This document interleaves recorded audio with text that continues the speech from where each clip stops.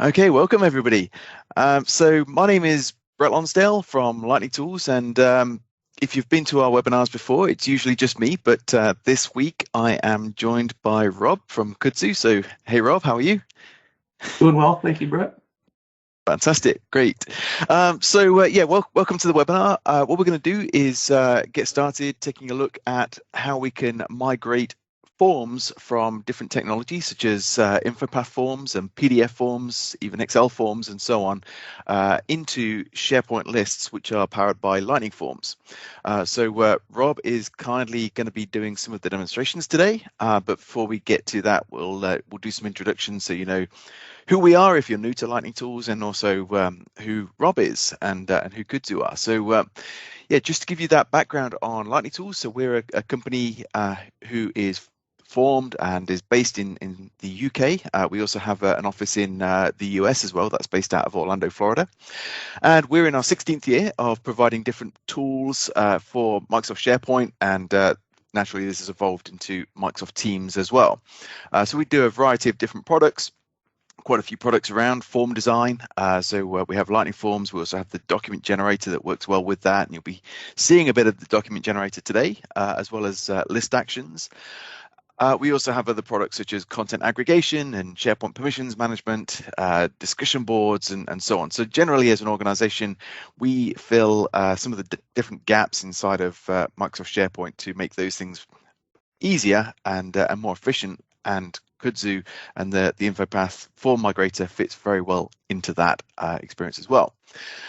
Just to give you a background on what we're going to be covering today. So we're going to talk about obviously the form design migration. We're going to get into migrating some InfoPath forms. We're also going to be migrating some PDF forms, some Excel forms, and also data as well that's been collected by those forms into SharePoint. And you'll notice that whatever form design we migrate from, whether it's an InfoPath form, could have sublists or repeating tables, I guess as they were called back then, and so on. We're going to take those, the layout, the logic, and everything that comprises within inside that form, and bring that across into a modern SharePoint list that is powered by Lightning Forms. And from there, you've still got the contextual designer where you can make further improvements and so on as well using Lightning Forms. Before we get into that, let me just introduce Rob. So Rob, do you want to give a bit of background as to who you are and who Kudzu is? Yeah, hi, Rob Dioria. I'm one of the co-founders and CTO, not CTO. CEO. Sorry. CTO. CTO. I'm I the promoted code you. I'm the code window guy. We've Kudzu's been in business for coming up on 2 years now. We've got a few patents in our name around our recognition and modeling technology. We're headquartered in the lovely state of Georgia in Atlanta. Like everybody else, our engineering team is kind of spread out all over the place. I'm up in right now very cold and gloomy Michigan, which is fairly normal for this time of year. That's about it on us. Fantastic. Great. Well, thank you very much, Rob. You're welcome. So just in case anybody is not familiar with Lightning Forms, I thought I'd do a quick introduction to that, because you may be wondering, well, what are we actually going to be migrating to? To give you a bit of background on Lightning Forms is a product that works with both classic SharePoint and also modern SharePoint. So there's an add-in version for the classic experience. There's also the modern version, which is a SharePoint framework solution that allows you to design and customize the SharePoint list forms that you get in a SharePoint list. So if it's a custom list or even one of the standard lists, instead of having just a single column side panel, using Lightning Forms, you can go through and manipulate the look and feel of that list by adding multiple columns. You can add or remove fields. You can show and hide fields based on perhaps different rules, such as what SharePoint group or what Active Directory security group you're a member of, and so on. So you can build in some logic. You can also add styling into that form as well. And you can also build in actions. These could take the guise of form load actions or also command bar actions as well. So you can add automation to those forms, maybe through actions such as sending email or generating documents with the document generated premium action. You can also set field values and so on. And it has a very simple to use interface on building lots of different expressions, building out those actions as well, so that you don't have to be a developer to build out a form solution. So the idea is that we can transition a standard SharePoint list with a collection of different columns into something that really has a lot of business logic and a layout that supports, of course, the type of form that you're looking to build for your department or for your organization. So we'll be getting into a little bit of a demo of Lightning Forms today. So after Rob has demonstrated how we can migrate some InfoPath forms and PDFs and Excel documents into SharePoint lists powered by Lightning Forms, we're going to add some further customization to those as well using Lightning Forms. So if you've not seen Lightning Forms before, you will see it. We'll be generating documents, we'll be adding some actions and so on as well to extend that form further, which of course might be something that you do. So if you do have InfoPath forms scattered throughout your organization, they may have been created a long time ago and you wish that you could have added more automation or different logic to them, Lightning Forms would empower you to do that as well. So Rob, I'm going to hand over to you just for a moment as well. Just tell us a little bit, not so much about Kudzu, but the actual products themselves. So I understand, we can read in different forms, we can write out different forms, and we've also got the data migration as well. Would you kindly tell us about those? Sure. So we have the whole product's built on kind of a connector framework. So we've got the ability to build these connectors that can take different types of forms. So the one we started with was InfoPath. Then we moved on to PDFs and Balsamic, which is a kind of mock-up wireframe, ideation platform. Excel, we can do images as well, so scanned forms. And what the connector does is it tries to get the form broken down or distilled down into kind of shapes and text, right? So, and depending on the source form, so in the case of InfoPath, very descriptive. We can look at it. It gives us things that identify a text box versus a date picker versus a radio button or a checkbox. So there's more metadata that flows kind of into the recognition engine. So it has to do less work. But when we're talking about like a static PDF, we're just getting text streams and lines and shapes and circles. It has to do a lot more work and say, okay, is this an input? What type of input is it? What meta or what content that surrounds it describes it best? And then we use all that to build what we call our uniform model. And then within that, we build accessibility metadata. So this, the forms we generate on the back end will give folks using assistive, technologies in their browsers or on their desktop as much information as possible to help fill those forms out. And as Brett mentioned, on the conversion side, once it's in our model, any of the destinations that we support can take that source form because, for this case, Lightning Forms doesn't know anything about InfoPath. It doesn't know anything about PDFs or anything else, but our Lightning Forms connector knows uniform. So once something gets into uniform, we can write it in any of those sources out to Lightning Forms or any other platform we support. And on the data migration side, once we've kind of got the source and the destination wired up, it's as simple as us just reading that source metadata, shaping it when necessary. In the case of like an InfoPath, form library, you've got a bunch of XML documents. We kind of load those out into, the primary or main source and all the children's sources, decode base 64 encoded attachments, kind of do all the heavy lifting you need to do to translate that into SharePoint lists on the destination. And we'll show some of that when we get into the demo. Fantastic. So before we get to that demo, I just want to talk a little bit about the challenge and the cost of rebuilding those forms. And this is something that you also have a product that will help with that as well. So there's a free product that you can use, and you can get to that using the QR code there as well. So naturally, one of the first challenges that could take place is, we don't have any idea as to what forms even exist inside the organization. InfoPath is one of those tools that it's not always used by IT, so there could be different departments that have generated InfoPath forms and then published those to SharePoint form libraries, or just use them as a standalone form. And of course, could be other types of forms as well, different PDFs and Excel forms as well. So just being able to discover those is extremely time consuming. Once you've discovered them, there's of course the challenge of having to re-engineer them, and that's before we decide whether or not we want to re-engineer them. But there could be some forms that we are going to get into recreating those, and I've been on that experience. I've worked with some organizations and built forms inside of Lightning Forms, and it's not that exciting after you've created quite a few of those columns inside those SharePoint lists. So yeah, that part of it is extremely time consuming, building the different calculations over and over again and then designing the form. Despite having the technology to be able to do it, it is a time consuming process, and that of course carries a cost as well. So do you tell us, Rob, a bit about the ROI calculator and the formulator?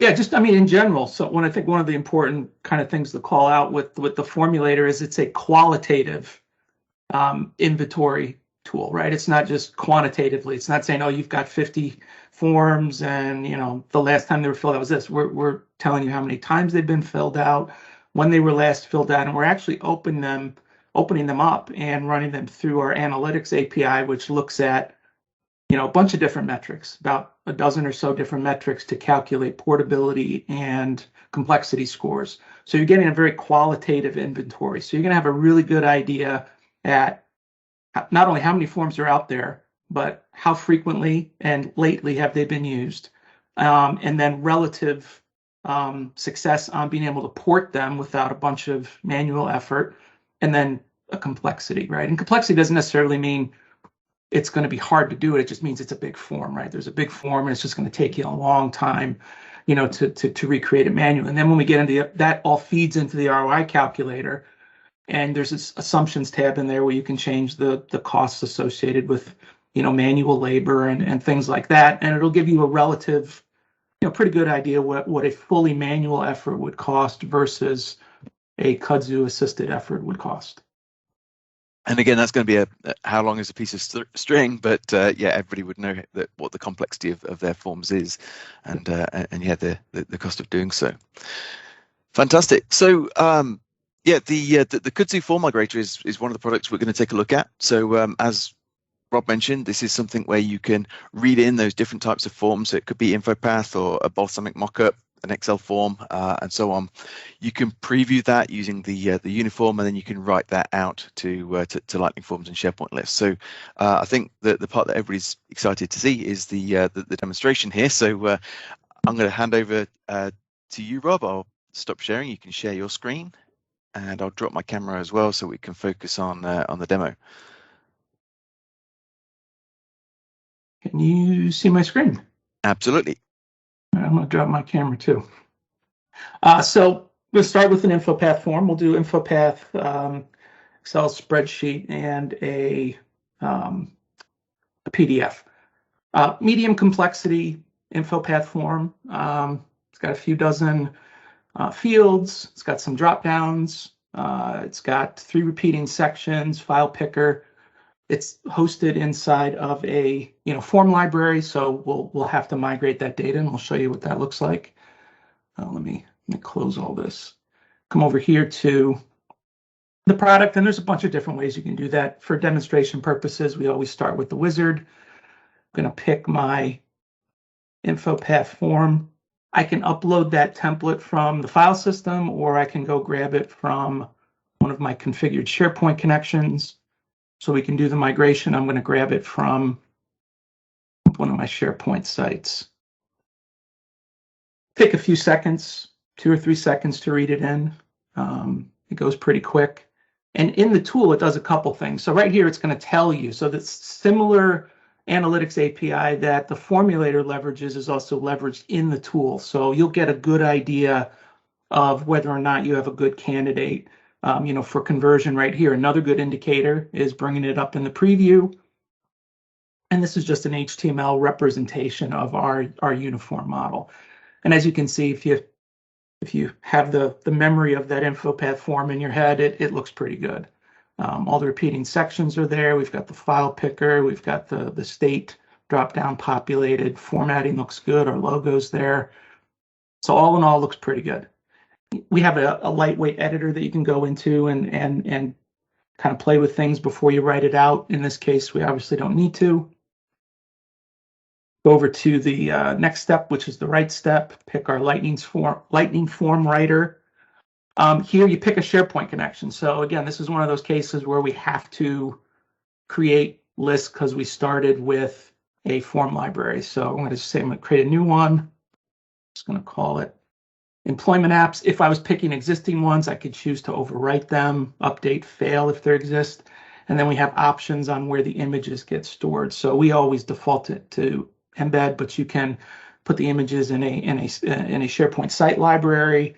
You can stick them in Azure Blob Storage, or you can just leave them in the Kudzu Cloud. We'll do embed because it's the cleanest. And right now what it's going to do is it's going to take that form that had 3 repeating sections. It's going to create 4 lists, the parent list, and then 3 child lists, associated lists for employment history, education history, and references. And then it's going to deploy Lightning form models to each one of those lists. And then when it's done, we'll get a nice little results screen here with a link to the newly created parent list. It's on the last one, a couple more seconds. So there we go. Go ahead and click that link. Oh, sorry about that. So now I'm in I can go into the Lightning Forms dialog here, and you can see edit customization, which means it's already been customized. I can click on one of these and you'll see the model in here. So there's the green capitalized large header, our logo. Here's the non-repeating part of the form. Here are the 3 repeating sections: education, references, previous employment, resume. If I just want to close that out, I can go and click new.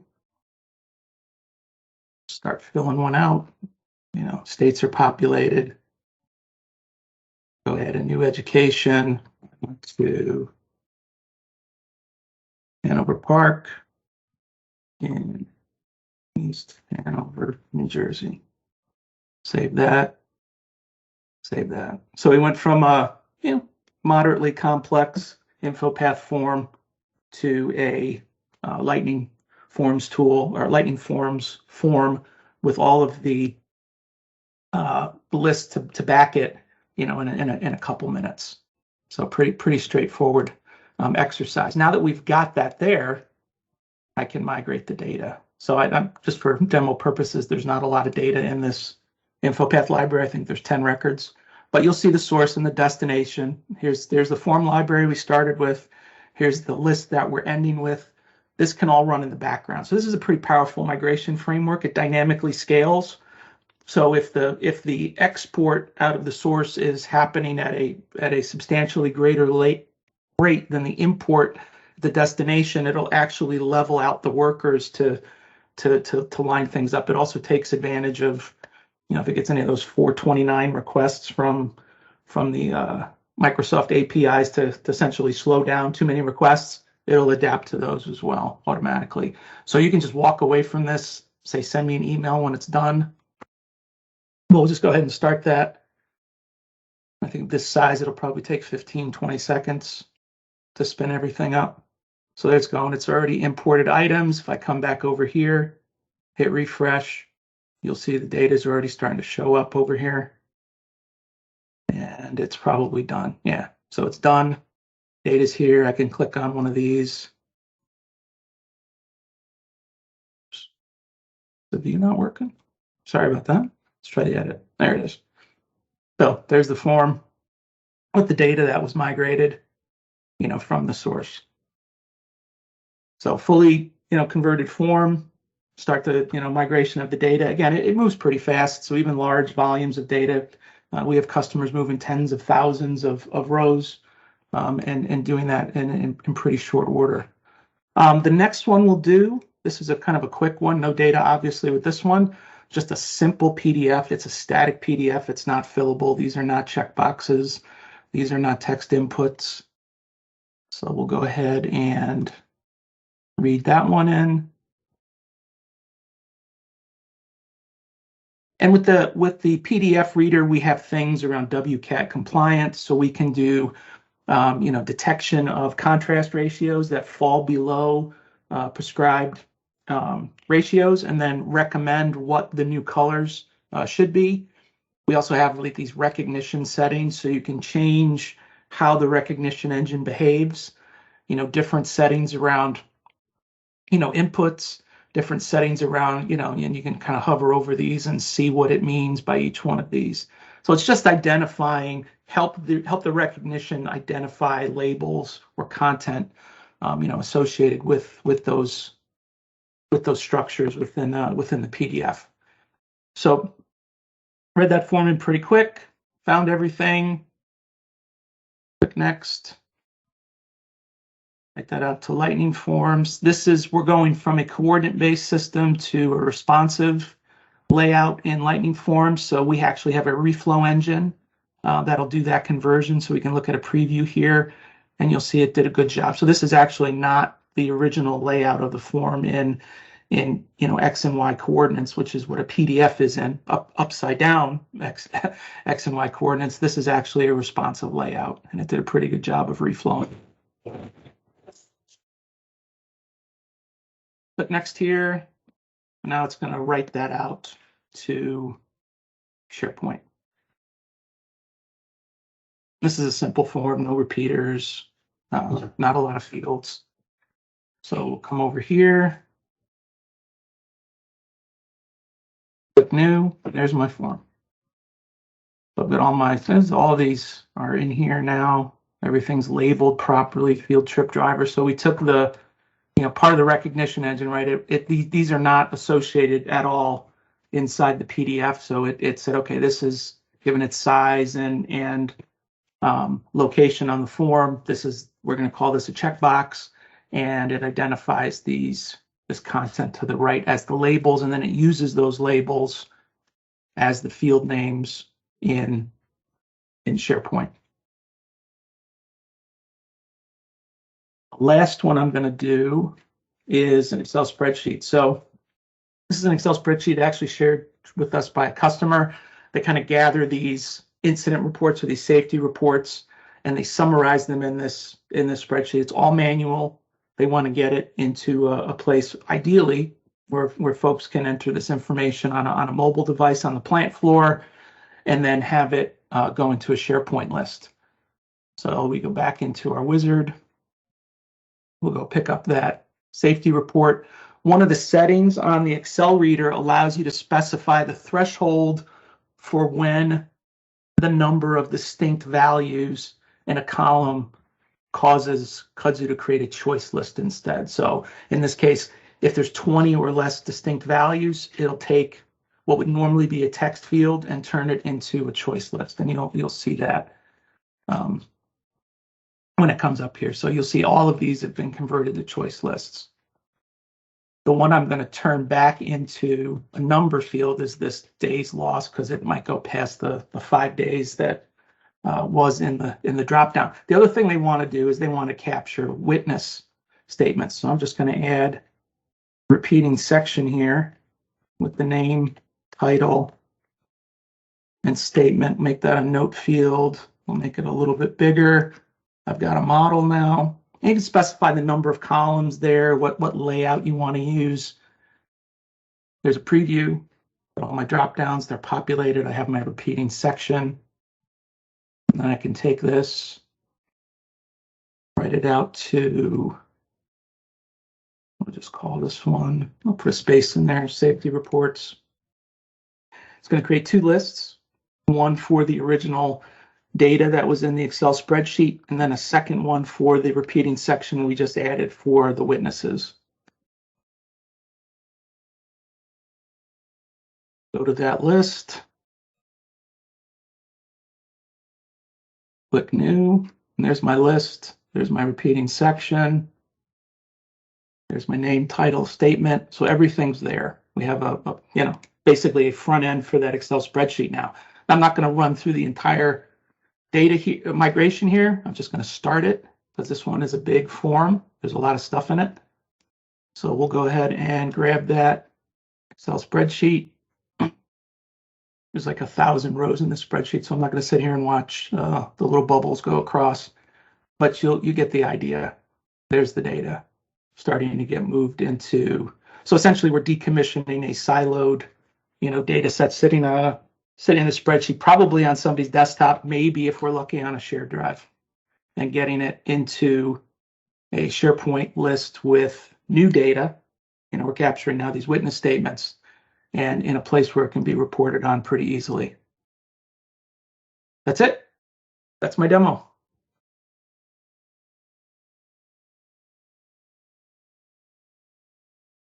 That's fantastic. Thank you very much. So yeah, wonderful. Thank you, Rob. So hopefully you should be seeing my slide again. Once we've got that form design into SharePoint, into Lightning Forms, of course there is going to perhaps be the need to add some further logic, some further behaviors, and so on that may not have been a requirement back when it was in InfoPath or inside a PDF form and so on. And of course, even if it's an image of a form, it wouldn't have any logic at all. So you could go through and add that business logic, such as field validation or hide when properties and so on, using Lightning Forms. So there's a lot of things that you can do with Lightning Forms that you may not be aware of. So what we can do with the product, as I mentioned, is you change the form layouts. In fact, the Kudzu Migrator does a great job, which you would have noticed, of bringing through the column layout. So whether you've got 1, 2, or 3 columns, those repeating sections as well, it honors all of that from the original form design. But what we can then do is start to customize that further if we want to, in terms of the look and feel.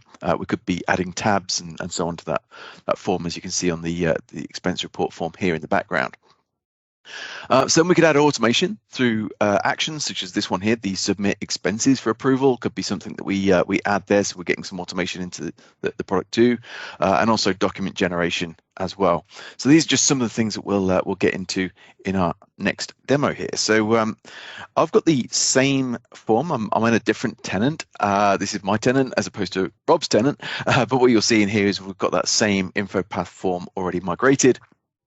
So we can go in and click new and fill out that employment application, which came from the InfoPath form, or we can also edit existing items as well.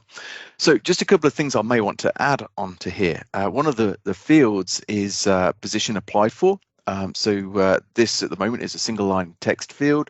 What I might want to do is make that a choice. So what I'm going to do is make that a lookup, but rather than just looking up from the current site, which is what SharePoint would allow you to do, we're actually going to go across site to a very simple list just here, where I've got a few different positions, and these could of course be job advertisements or something like that we've got stored inside of SharePoint. So that's in a completely different site. I'm also going to highlight some things using some styling, so we'll just show some standard styling around the full name, but also desired salary. If somebody starts adding 6-figure desired salaries in here, I want to highlight that so that it becomes obvious to me. And we'll add some logic as well. So from this point, if somebody's filled out the employment application, I may want to invite them for an interview. So we're going to add a button in there as well, so we can go ahead and do that. And the final thing, which is what I'm going to start off with, in fact, is, so it's not final at all, sorry, the final thing I'm going to talk about here, but we'll demo here as well, is also the document generator. So this is a action that you can add as a premium action to Lightning Forms. So what you'll notice, I've opened up an existing item, which is myself, Brett Lonsdale, with my desired salary of 5,000. And what I can do is just go ahead and print that document. Now, this isn't actually going to send it to the printer. What it's going to do is open it up in Word for me. So what you'll notice here is I've got a file called brettlonsdale1.docx, and of course that's going to open up on my second screen. Let me just drag that across here, and what you'll notice is we've got that same content from the document here coming into a Word document. Now you can create and style this Word document however you decide to create it and style it. All we basically need to do is create the placeholders onto any Word document using double squared braces. So if I just bring that up, just bear with me 1 second, in fact, I'll show you from the action. So what we're going to do is just hit cancel here, and we'll go into Lightning Forms, and I'm going to edit the customization on my edit form. And from the actions menu at the top, we'll go to the command bar. So with the standard SharePoint list forms, you're going to have a save and a cancel button. So I've just added this print document button here. And when we go into the configure actions for that, you can see that basically I'm just saving the form. So if I've made any amendments to the data, once I've opened up that edit form, it will save them, and then it's going to generate the document. So all we're doing is creating that Word document. I'm going to hit edit current template. Let's just open that up in Word, and this is what that looks like. So you can see that we're referencing the different column names, the underlying column name of full name and address line 1, city, desired salary, etc. from that form, and we're then looping through one of the sublists, and we could repeat this for all of the sublists on that form as well, but I just chose one of them, and that was the education sublist. So what started off life as a repeating table inside of InfoPath has been created as a sublist here inside of SharePoint, so we can reference that, and then we can loop through each of the items inside that sublist and display that inside a Word document. And of course, from there we could print that document, we could share it, and do whatever we want to do with it. Okay, so that's just an example of some automation that we might decide to add. And whilst that's very basic, there's a number of different actions that we could also perform in here, such as sending emails and things like that, which we'll get into now. So let's just save and close this form, and we'll get back into, in fact, let's get back into the edit form, and I'll add a further button. So we'll go to actions and command bar, and all we need to do is just to hit the plus to add a new one. So I'm going to invite the candidate to interview, and we could go through and select an icon for that. So didn't plan this well, but let me just, we'll just pick any. Can't have a sad face. Let's go with a paintbrush just because. So we're going to invite the candidate to an interview. Now, I may not want that button to be displayed to everybody, so we could add a bit of logic on here as well, such as when that button is going to be visible to, or when it's going to be enabled as well. So an example of what we could do there, it could be based on a field value, whether we show the button or not, such as the email address has been filled out or something like that. But we can also work with different contextual objects as well. So if I go against the user, for example, I could check whether the user is inside a specific SharePoint group. So maybe we have a SharePoint group called hiring managers or something like that. And if we did, we could go through and test our item, and it would return true or false based on whether I am a member of that group or not. So that could determine whether that button displays. So I'm just going to cancel out that expression so we can play around with that button. So when we get into the action builder, again, the first thing I'm going to do here is make the changes save. We'll save those items just in case we have amended them. And then we'll get into send an email. So when we double click onto that send an email, the email could be sent from the current user. So again, we've got lots of context here, which is just a great feature of Lightning Forms, the fact that we can work with the current context since we're inside a SharePoint in a contextual designer. So I can grab the user's email and test that. So that is returning the email account that I'm signed in with. And we're going to send this to the email address which is on the actual form itself. So in there is the email field, so we can just simply double click onto that, and we'll put in a subject, so invite to interview, and I'll keep this brief, but of course we could go through and add different placeholders inside the body of the email as well, but I'm just going to say please click the link to arrange an interview, and we can insert the link in there and so on. So that's just a bit of automation that we're adding. We can show that message before it does get sent, so the user will see a dialogue, so they could customize the actual content of that email before it goes out. And then we could, again, maybe update some fields. So we could add to a status field on this form to say that the candidate has been invited to interview stage and not yet responded, that sort of thing. So we can write out to that using a update field value. And finally, all I'm going to do is just show a message back to the user here to say this was successful. We'll have that show for 5 seconds, and we'll just say the candidate is invited. There we go. And then the final thing I'm going to do is just a simple close of the form there. We could get more complex and add loops and conditions and so on as well if we want to, but that would do for this example. So we've now got our invite candidate to interview button. So also, whilst we're inside the design experience, as I mentioned, we may want to add some styling, so we can click onto the styling option at the top there, and I could take the full name field. So we could find the full name field in our list of columns. So in there is full name, so we can add to that, just add a style, and this would help us to have something that stands out a little bit better. So on the field input, we could maybe change the color of the border to a theme color, and we could, sorry, that wasn't the border, that was the color of the field. There we go, let's just change that back again to the default color. There we go. So as we preview that, we've got a slightly bigger border around there, and we could change the label and so on, so it's also a bit more visible. We could change that to 12 points instead of 9 points and so on. So we can find the person's name more easily. So we've added the style to that. And if we wanted to add a conditional style, such as to the desired salary, we could find that field. So there it is. We can get into that, add a style, and in here we'll add a condition,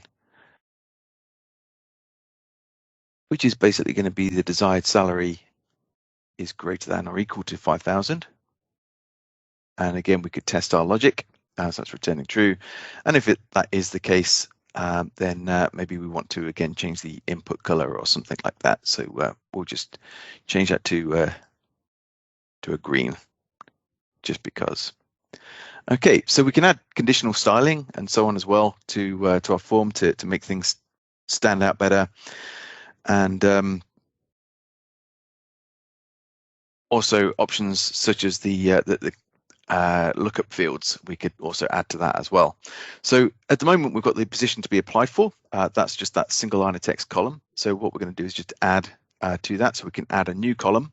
This isn't a column that I've already got inside the list. What we're going to do is come down here to the data lookup data connector instead. And I'm going to take the URL from here, which is a different site. And we're going to drop that site URL into the data source section. Of course, we'll give this a name such as position. And we could give that a description and so on. And then once I've connected to that site, we can then go through and choose the list that we're going to look up from, which is going to be the positions list. And I'm going to take the title column from that positions list. And of course, there's a few different refinements like allowing multiple values and so on that we could also choose from. And we can even add a filter. So we could add a lookup filter that may be based on another column, such as region or something like that. So we're showing the positions available in each region or in each office. So once we've added that, we've got our new field, and this is going to be our lookup from that other list. So we could perhaps then remove this one, and let's do a save and close, and we'll go into edit that item. So now we've got ourselves a drop down looking up across sites, and you can see also my conditional formatting on that desired salary as well. Okay, so that's just scratching the surface on some of the things that you can do with Lightning Forms. There is a lot more to it. We have some recorded webinars from before as well, which will show in greater depth the different types of things that you can do here. And also just to point out, there's another product that also complements this suite, which is known as List Actions. list actions is very, very similar to the form actions that you can create inside a form, but you can create them at the list level, so along the command bar inside a modern list. So I could, for example, add a bulk hire, which could be quite dangerous, but we could add a bulk hire action if we want to, and we could go in and configure that action so we hire everybody that we selected without actually opening the form. Like I say, that could be dangerous, but we could use that if we wanted to ever bulk update any of the different items too. Okay, so at that stage, let's open up for some questions. Before we do, also just announce that there is going to be an update to Lightning Forms alongside Kudzu now being available. So there's just really some minor improvements, let alone sort of new features. It's more refinements of existing functions. So we'll be writing a blog post on that and creating a new release over the next few days. But let's get into a Q&A. So I'm sure there's probably some questions that people have that you may want to put inside the chat or in the Q&A panel. So we'll just give you a few moments to do so.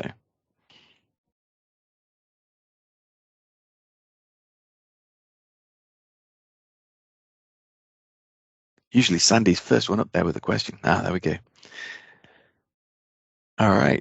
So yeah, I think this is a Lightning Forms question. So for the data lookup site URL connect across the sites. Yeah, so that was actually going to a different site. So as long as you have permissions to that other site, you'll be able to look up from it. So the limitation of the standard lookup column is the current site only, but yeah, with the Lightning Forms data lookup, you can go across different sites, site collections, etc., to get to that content and to look up from it. I'll add to that. If you have an InfoPath form that already has a lookup, and that lookup is on a different site than where you're writing the Lightning Forms tool to, it will actually do that lookup as well. As long as it's in the same, has to be in the same site collection, but it can be different, completely different sites. It's one of those things where Microsoft supports that from a model perspective, but they don't surface it within the configuration experience. Fantastic. That's great to know. And I guess just a question from me as well is, what other kind of logic like that would be carried across from InfoPath as well into the SharePoint lists? It's calculated fields. So we'll wire up calculated fields. We'll wire up a lot of the, show and hide type. So if you've got a checkbox, say, on your InfoPath form that shows and hides another field or a section, those rules get translated into expressions in Lightning Forms. Formatting rules, so changing the background color or foreground color, changing whether or not something's enabled, disabled, required. All the standard type of rules you'll find in InfoPath. Those translate pretty well across the board. There's some advanced functions on the InfoPath side that don't translate to Lightning Forms or really any other platform we support. But for the most part, you'll probably find that 75, 80% plus of your rules will translate across. And really, that's sort of any sort of VB code and things like that may reside inside of the InfoPath form. Is that correct? We're not doing any code behind gets left behind. That's our saying. Yeah. So, and frankly, it doesn't get used. We find that it's very infrequently used. It's one of those things where it's in all your forms or it's in none of your forms. Is what we typically find. Some people got really enthusiastic with it. We had one customer that had a form that had 4,700 lines of C# code behind in the form. Nice. It's like, yeah, you're gonna have to rewrite that one. Yeah, maybe just ask ChatGPT and get that recreated as JavaScript, and then you can drop that into Lightning Forms. So. Exactly. Yeah, so Lightning Forms does actually give you that ability to write the code. So if there was back-end custom code, you could recreate that using script inside of Lightning Forms as well. So that could go behind command buttons. It can also be part of your field level calculations and so on too. but yeah, that, as you mentioned, that vast majority of the work has been recreated for you using the migrator. Wonderful. Well, I'm not seeing any more questions. I guess let's just talk a little bit about where you could find more information. Yeah, on the slide deck, there's actually a QR code again. This is a different QR code that's going to take you to the Lightning Tools site where you can learn more about the Forms Migrator. So feel free to read up more there. There is another video there too, as well as links out to pricing and that sort of thing also. But if there is any other questions that come up today, feel free to reach out to me on brett@lightningtools.com. Rob, I guess if you want to shout out your email as well, should there be any questions for you? Yeah, it's rob@kudzusoftware.com. Fantastic. Wonderful. All right. Well, I guess we're going to hand back 14 minutes to you. So yes, thank you very much, everybody, for coming today. Hopefully look forward to seeing you on our next webinar, which is going to be next month, and that's going to be on our Lightning Conductor, the content aggregation tool, which is also a great complement to what we've seen here as well today. So if you wanted to build some views on the content, lots of different styling, conditional formatting, and so on, maybe aggregating that from multiple different sites, so the sort of thing that you could do with the Lightning Conductor. All right, but otherwise, thank you very much for attending. Thank you for letting me join, and appreciate everybody's time today. Yeah, likewise, and thank you, Rob, for joining. All right, take care. Thank you, everybody. Bye.